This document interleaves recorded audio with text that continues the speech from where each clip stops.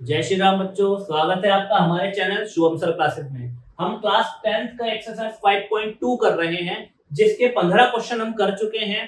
16 से लेकर 20 क्वेश्चन तक हम आज करेंगे और ये एक्सरसाइज 5.2 आपकी कंप्लीट हो जाएगी। ठीक है बच्चों, वो 15 क्वेश्चन आप पहले देख लीजिए। पार्ट 1 और पार्ट 2 में वो दोनों आपको दे रखे हैं। आई बटन पर क्लिक कीजिए, उन क्वेश्चंस को देख कर आ जाइए। बहुत बढ़िया तरीके से समझाए गए हैं और आज भी ये वर्ड प्रॉब्लम्स आपको इतने अच्छे से समझा दूंगा कि आपको जिंदगी में कभी किसी वर्ड प्रॉब्लम को देख के दिक्कत नहीं होगी। वर्ड प्रॉब्लम आपको बहुत आसानी से समझ में आ जाएंगी। इस तरीके का कॉन्सेप्ट आपको बता दूंगा। आप वीडियो को एंड तक देखिए। वीडियो पसंद आए तो लाइक कीजिए, शेयर कीजिए और सब्सक्राइब कीजिए चैनल को।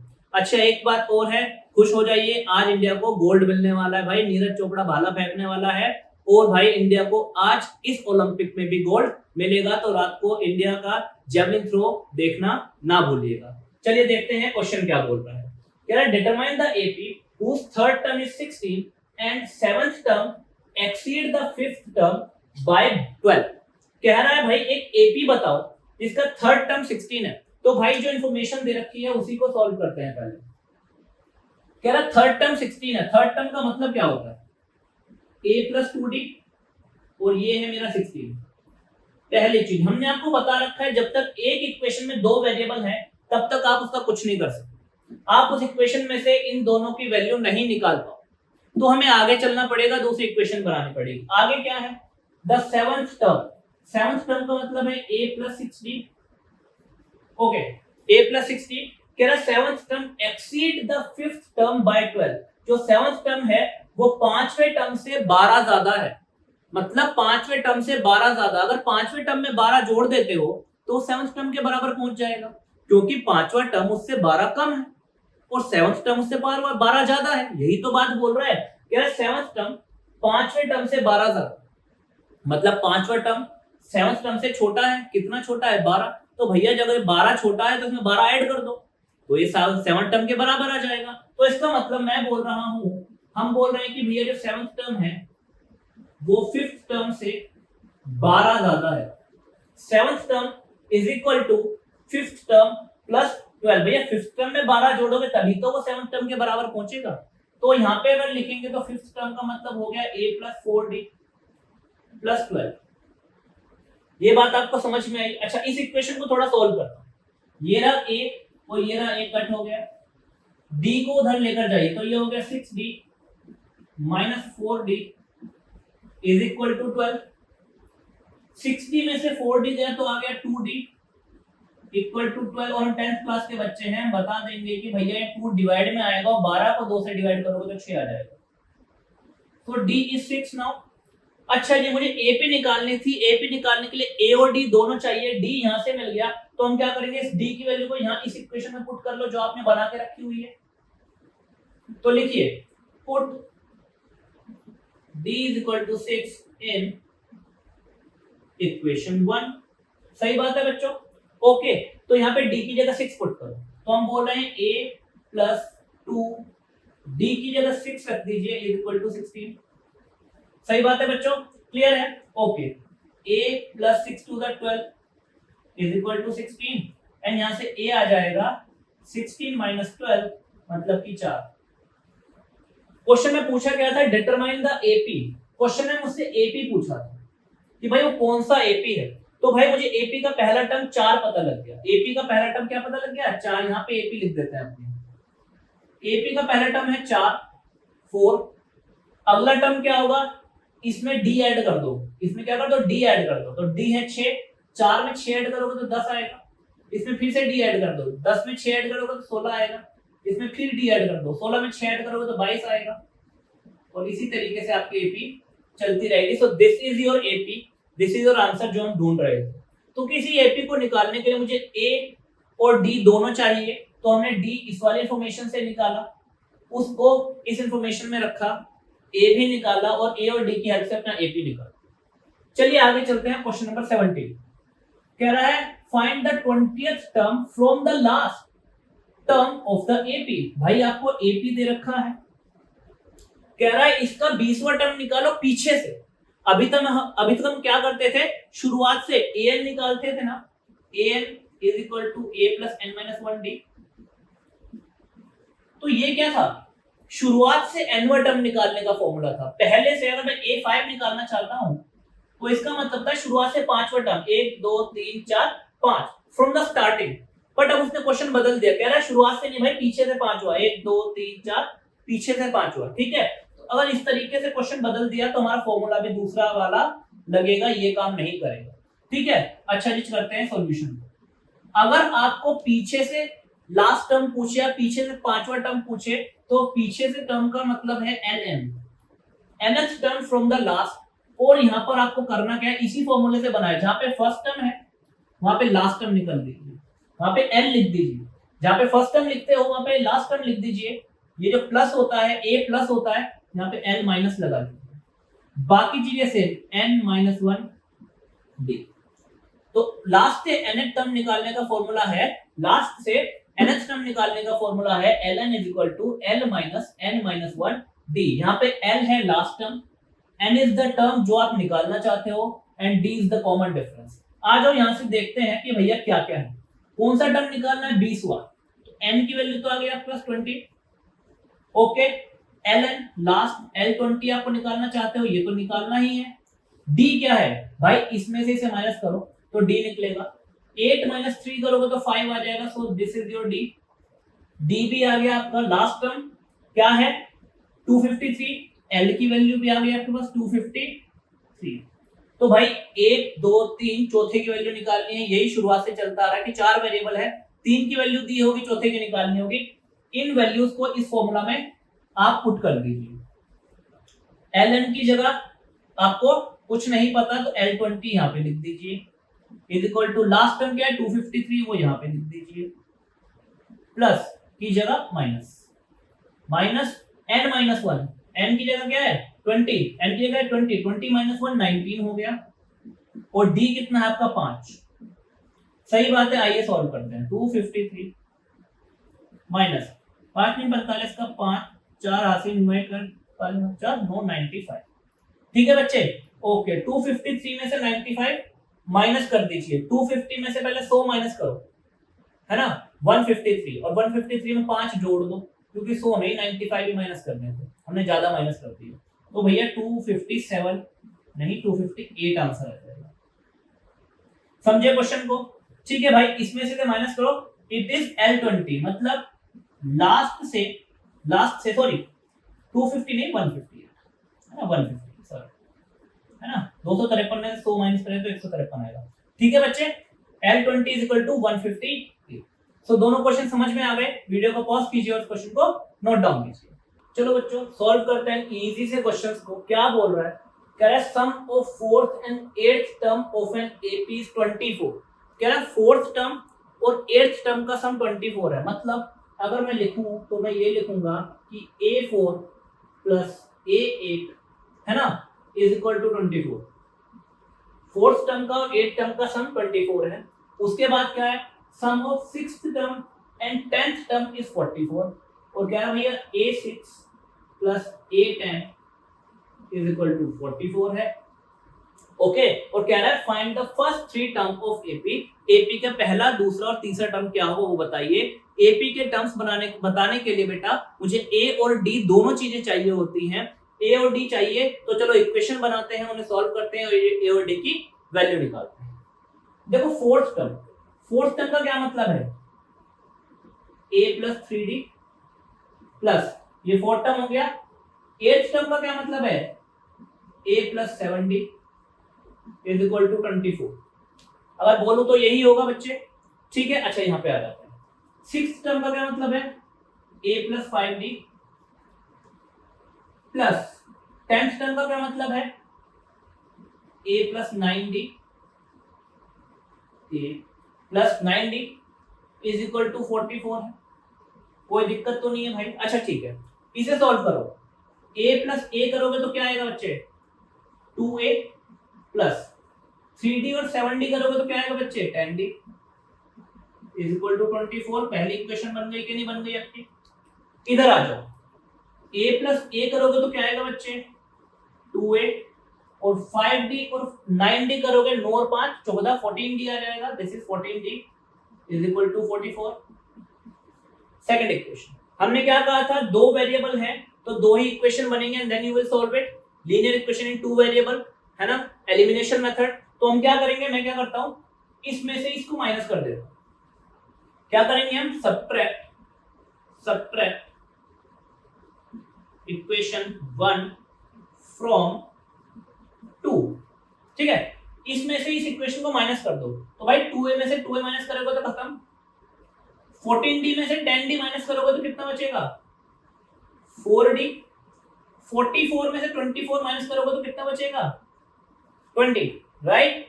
समझ में आई ये वाली बात। और यहाँ से d कितना आ जाएगा, हम 10th क्लास में है, 20 को 4 से डिवाइड करोगे तो 4 पंजे 20, तो d इज 5,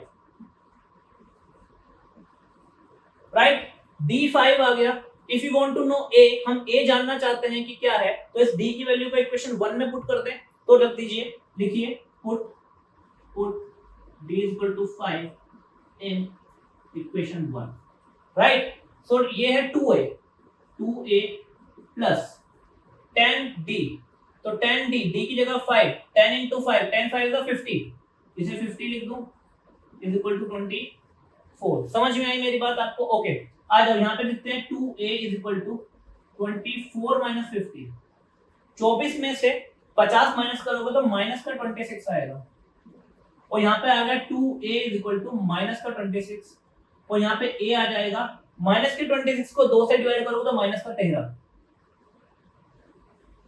तो भाई a आ गया आपका माइनस का 13। हम क्या कह रहा है, हमें क्या बोल रहा है, हमें बोल रहा है कि हमको बोला गया है कि भाई इस AP के 3 टर्म बताओ शुरू के, तो पहला टर्म तो यही हो गया माइनस का 13, दूसरा टर्म क्या है, इसमें d ऐड कर दो, माइनस का 13 में 5 ऐड करोगे तो माइनस 13 प्लस 5, तो क्या आएगा, माइनस का 8 आएगा बच्चों, ठीक है। इसमें 5 ऐड करोगे तो माइनस का 3 आएगा बच्चे, इसमें 5 ऐड करोगे तो प्लस का 2 आएगा, बट उसने आपको स्टार्टिंग के 3 टर्म ही पूछे हैं, उससे ज्यादा नहीं पूछा।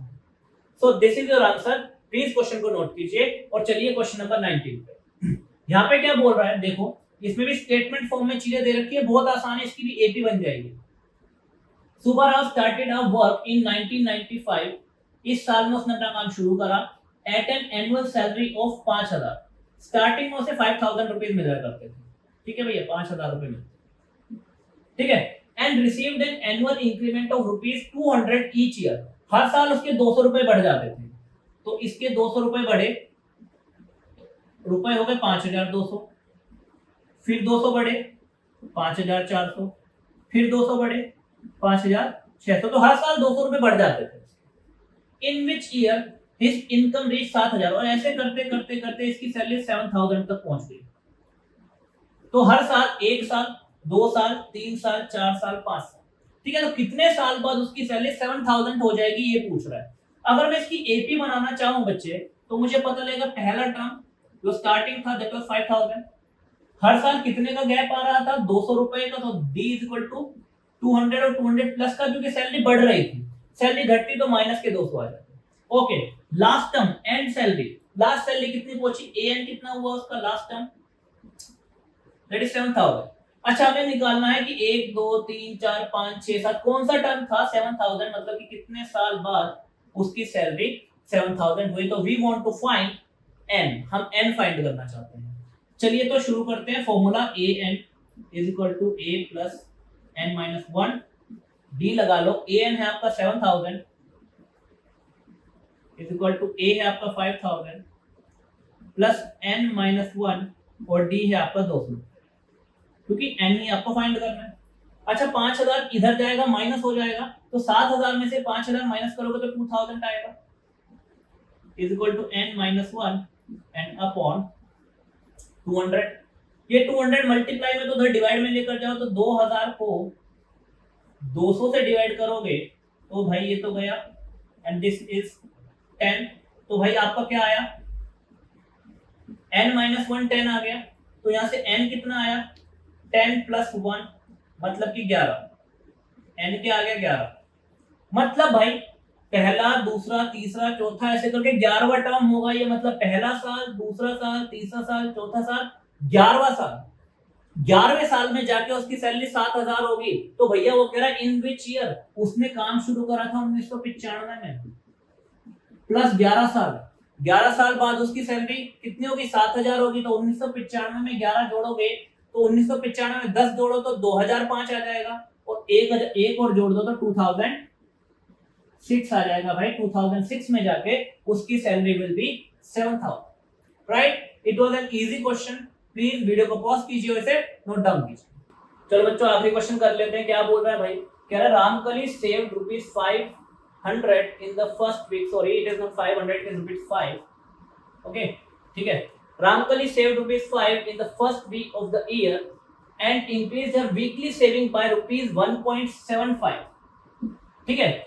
If in the nth week her weekly saving becomes 20.75, find the n. कह रहा है कि भाई पहले वीक में ₹5 बचाती है, स्टार्टिंग रुपीज ये है। कह रहा है अगले महीने, अगले वीक सॉरी, वो 1.75 रुपीज बचाती है, तो ये हो जाएगा 6.75। उसके बाद वो फिर से 1.75 रुपीज बचाती है, उसके बाद फिर से बचाती है, और उसके बाद फिर से बचाती है, यही चल रहा है। और बचाते बचाते लास्ट में उसकी जो वीकली सेविंग हो जाती है वो 20.75 हो जाती है। तो कह रहा है भैया कौन सा महीना या कौन सा हफ्ता ऐसा होगा, which week it will be, जब वो क्या बचाती होगी, 20.75 रुपए बचाती होगी। पहले वीक में इतने, दूसरे वीक में बचा के इतने हो जाते हैं, तीसरे वीक में बचा के और बढ़ जाते हैं, चौथे वीक में बचा के और बढ़ जाते हैं, बचा के बढ़ते बढ़ते 20.75 तक पहुंच जाते हैं।